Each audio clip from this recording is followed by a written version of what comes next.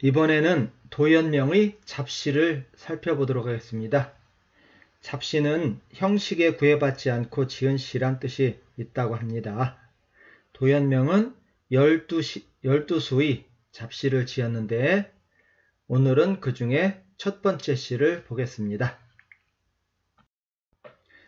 시를 한번 읽어보겠습니다.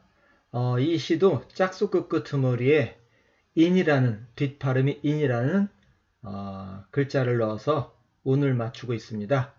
우선 한 시를 한번 읽어보고 해석을 읽어보는 식으로 해야 귀에 잘 들어올 것 같습니다. 잡시 첫 번째 수 도연명. 인생은 무근체이니 표여 맥상진이라. 분산 축풍전이니 차이 비상신이라. 낙지우의 형제이니 하필 고륙친인가. 득환 당작락이니 두주 취비린이라. 성년은 부중래하고 일일은 난체신이네.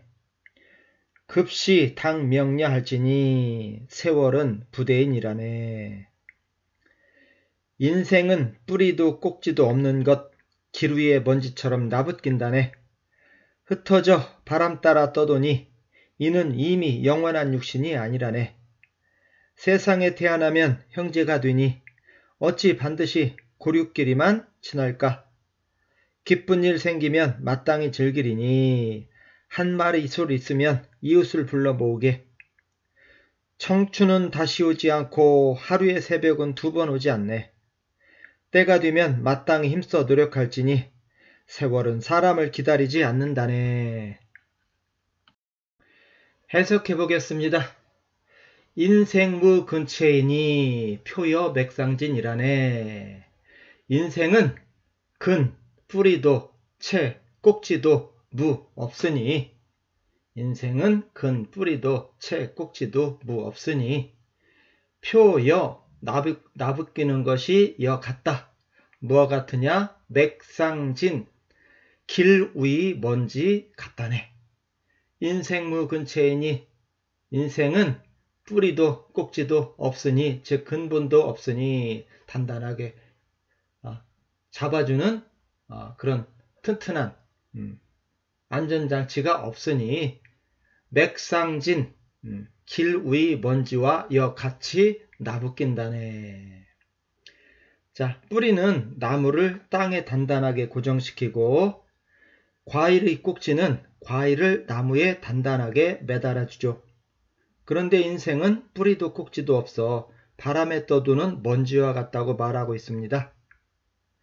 지금도 삶이 불안정하지만 1600년 전 평균 수명이 40대에도 못 미치고 의학이 발달하지 않아 사소한 전염병에도 마을 전체가 죽음으로 내몰리고 끊임없는 전쟁에 시달리던 당시에는 이런 생각이 더욱 절실하게 와 닿았을 것 같습니다. 인생은 뿌리도 꼭지도 없는 것, 길 위에 먼지처럼 나붙긴다네. 분산 축풍전이니 차이 비상신이라네. 분산, 흩어져서 풍, 바람을 축 쫓아서 전 굴러다니니 차이, 이는 이미 상신, 항상 일정한 신몸이 비 아니라네. 자, 상신요 밑에 항상 일정한 몸, 영원한 몸, 늙거나 병들지 않는 영원한 몸을 상신이라고 하니까 상신이 아니니까 인생무상을 얘기하고 있습니다.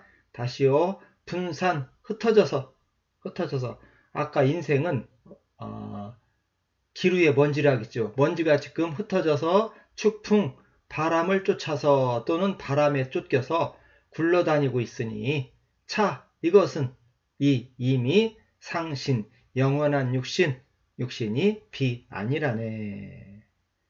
자, 아까 얘기했죠. 꼭지도 뿌리도 없이 바람 따라 떠도는 게 인생이라겠죠.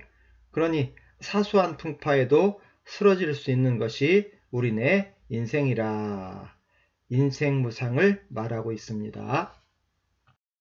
낙지의 형제이니 하필 고륙친인가. 낙지, 지 땅에 낙 떨어져서 형과 아우가 되니 하필 어찌 반드시 골육, 뼈와 살을 나눈 사람들끼리만 친할 것인가. 자, 밑에 고륙은 고륙지친이 준 말입니다. 골, 뼈와 육, 살을 함께 나눈 친척. 그러니까 아버지와 자식, 형제 등 피와 살을 나눈 혈족을 고륙이라고 표현했습니다. 자, 낙지 땅에 떨어져서 우리 형제이니 형제가 되니 아까 인생은 바람에 날리는 먼지라겠지요. 바람에 날리는 먼지가 땅에 떨어진 것을 세상에 태어난 것으로 표현했습니다. 땅에 떨어져서 먼저 떨어지면 형이 되고 늦게 떨어지면 제 아우가 우이 되겠지요. 그러니 어찌 반드시 하필 고륙친인가, 친척끼리만 친할 것인가? 자, 세상에 태어나는 것을 먼지로 떠돌다 땅에 떨어진 것이라고 표현하고 있습니다. 우리는 모두 먼지처럼 떠돌다 땅에 떨어진 존재들입니다. 모두 같은 처지의 사람들이니 불완전하고 외로운 사람들끼리 서로 의지하고 살자는 말이네요. 꼭 피와 살을 나눈 친족하고만 친할 필요는 없다는 말이네요. 득환 당장락이니 두주 취비린이라. 득환, 기쁨을 얻으면, 기쁜 일이 생기면 당 마땅히 장락, 즐김을 해야 되니, 즐겨야 되니 두주, 한 마리 술이 있다면은 비일인, 나란히 사는 이웃들을 불러 모으게. 득환, 기쁜 일을 얻으면, 기쁜 일이 생기면 당 마땅히 즐김을 해야 되니, 즐겨야 되니 두주, 한 마리 술이 생기면은 비일인, 나란히 사는 이웃들을 불러 모으게나. 언제 바람에 날려갈지 모르는 불완전한 인생입니다. 갈 때 가더라도 지금 살아있음에 감사하고 즐길 수 있을 때 즐겨야지요. 한 마리 술이 있으면 주변 사람들과 즐거움을 함께 하란 이야기입니다. 성년은 부중례하고 일일은 난제신이네. 성년, 왕성할 성자, 나이년자니까 청춘입니다. 청춘은 중 다시 래 오지 부 아니하고 일일, 하루에 신 새벽은 제 다시 오기 난 어렵다네. 청춘은 다시 오지 않고 하루의 새벽은 2번 다시 오지 않네. 조선시대 왕들의 평균 수명이 47살이었다지요. 1600년 전 도연명은 62살까지 살았지만 당시 평균 수명은 40대 초반쯤 되었을 겁니다. 평균 수명이 40대라면 인생이 얼마나 짧게 느껴졌을까요? 청춘은 다시 오지 않고 하루의 새벽은 2번 오지 않으니 급시 당 면녀 할지니 세월은 부대인이라네. 급시 때에 이르렀을 때 좋은 때를 만나면 당 마땅히 면녀 힘써 노력할지니 세월은 인 사람을 대 기다려주지 부 아니한다네. 급시 때를 만나면 때가 되면 당 마땅히 면녀 힘써 노력할지니 세월은 인 사람을 대 기다려주지 부 않는다네. 모든 일에는 때가 있는 법, 그 단계에서 그 나이에서 해야 할 일은 내일로 미루지 말고 노력해야 한다네. 내가 허송세월하고 있는 사이에도 세월은 쉬지 않고 흘러가니. 청춘은 다시 오지 않고 하루의 새벽은 2번 오지 않네.